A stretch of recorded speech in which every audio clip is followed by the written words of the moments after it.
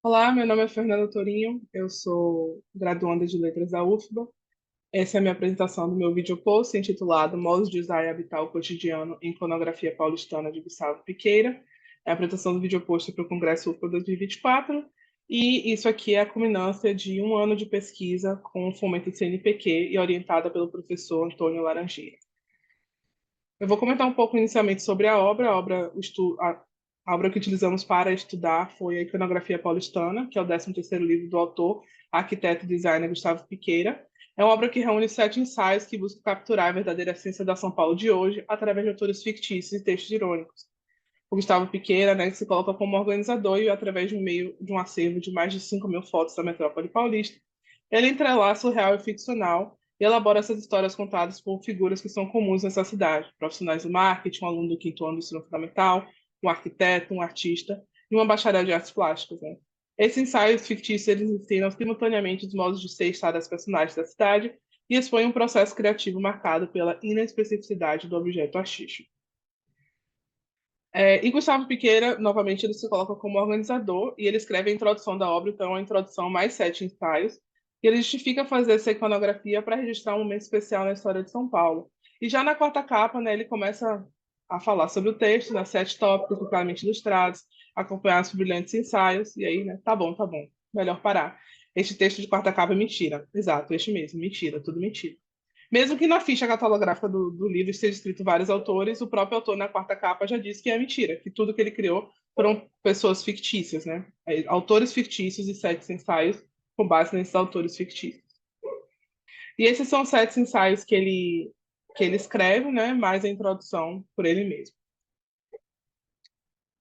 E nós trabalhamos algumas questões teóricas relacionadas a essa obra. São elas pós-produção, intermedialidade, literatura pós-autônoma, necessidade da arte, entre estado da literatura, sujeito anfíbio e construção imaginária da sociedade. Por conta do tempo curto do vídeo poster, eu vou focar em apenas algumas, né, e explicar a relação delas com esse texto. A primeira é a pós-produção, né? Então a gente pode afirmar que o Piqueira compõe a iconografia paulistana por meio de técnicas de pós-produção, que nada mais é do que reprogramar formas, gêneros e estilos e obras de arte que criaram outras artes. E esse fenômeno trata de tomar todos os códigos da cultura, todas as formas concretas da vida cotidiana, todas as obras do patrimônio mundial e colocá-las em funcionamento. Essa imagem aqui ao lado, ela é do primeiro ensaio, né? Moradias Paulistanas, e nada mais é do que um autor, um professor universitário que registra o nome dos condomínios e prédios de São Paulo e constrói um ensaio falando sobre isso, que na verdade é um ensaio científico que se torna, na verdade, um momento de lamentação sobre a vida dele. Né? Então, nada mais é do que estilos e formas que estão no cotidiano, o nome de um prédio, e ele reprograma isso e transforma num objeto artístico, num livro. Né? Esse é só um exemplo do primeiro ensaio.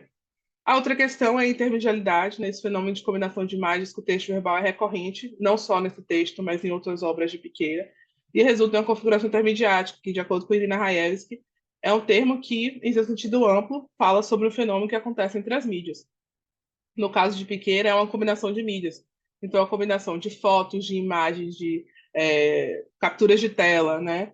Com o texto verbal. E não é só um exemplo, não é só ilustração. Ele faz parte do texto verbal e ele é constituinte, né? Ele precisa existir para que o texto verbal faça sentido. E o terceiro aspecto é o objeto específico da Floresta Garamonha, né?